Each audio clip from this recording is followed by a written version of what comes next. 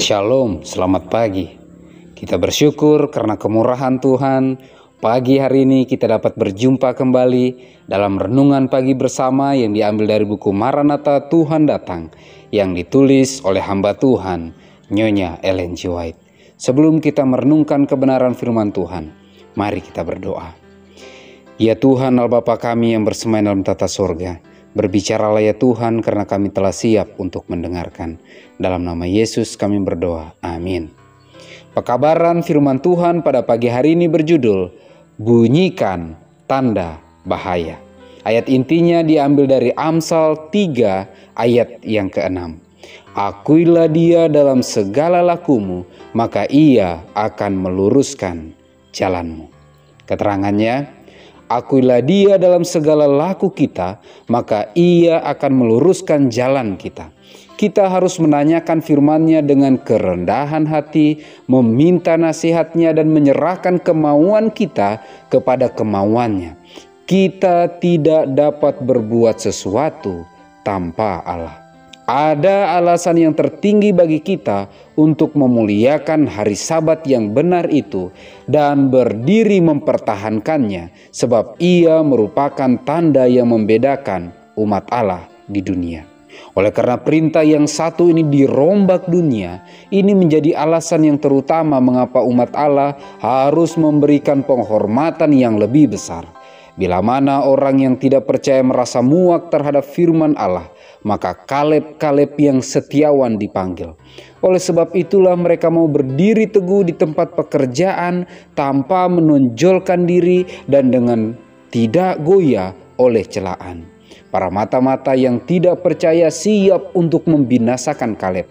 Ia melihat batu-batu di tangan mereka yang telah memberikan laporan palsu. Tetapi hal ini tidak menjadikan dia gentar. Ia mempunyai suatu pekabaran dan ia harus menyampaikannya. Roh yang sama akan dinyatakan oleh mereka yang benar terhadap Allah pada zaman ini. Pemazmur berkata, mereka telah merombak Taurat-Mu. Itulah sebabnya aku mencintai perintah-perintah-Mu lebih daripada emas, bahkan daripada emas tua. Mazmur 119 ayat yang ke-126 dan 127. Apabila manusia datang dekat ke sisi Yesus, apabila Kristus tinggal dalam hati mereka oleh iman, maka kecintaan mereka terhadap perintah-perintah Allah akan bertumbuh lebih kuat dalam perimbangan dengan penghinaan yang dilancarkan dunia terhadap hukum-hukumnya yang kudus. Sekaranglah waktunya hari Sabat yang benar itu harus dihadapkan kepada orang banyak melalui pena dan suara. Oleh karena perintah keempat dan mereka yang memeliharanya tidak dipedulikan dan ditolak, maka orang-orang yang setia merasa bahwa sekaranglah waktunya tidak mau lagi menyembunyikan iman mereka, tetapi meninggikan hukum Yehova dengan membentangkan panji di atas mana tertera pekabaran malaikat ketiga, perintah-perintah Allah dan iman akan Yesus. Janganlah kiranya mereka yang memegang kebenaran ini, karena kebenaran ini ada di tangan Yesus, memberikan saksi dengan berdiam diri melakukan perbuatan jahat yang tersembunyi. Janganlah pernah berhenti membunyikan tanda bahaya. Kebenaran tidak boleh disembunyikan. Ia tidak boleh ditolak atau diremehkan, tetapi harus dinyatakan sepenuhnya dan dikumandangkan dengan berani. Bunyikan tanda bahaya. Pekabaran firman Tuhan pada pagi hari ini memanggil seluruh umat-umat Tuhan dimanapun kita berada, yang telah mendengar dan mengetahui bahkan menghidupkan kebenaran firman Tuhan. Mari bunyikan tanda bahaya. Kabarkan kebenaran firman Tuhan tentang pentingnya beriman kepada Tuhan kita Yesus Kristus, menuruti akan perintah-perintah Allah, terlebih khusus pemeliharaan hukum hari Sabat hari ke-7 yang telah diinjak-injak oleh dunia. Dan pekabaran firman Tuhan pada pagi hari ini jelas mengatakan, sekaranglah waktunya bagi umat-umat Tuhan menyampaikan kebenaran firman Tuhan dengan berani melalui pena dan suara. Ketika pekabaran firman Tuhan Pagi hari ini kita dengarkan bersama. Mari kita bergumul.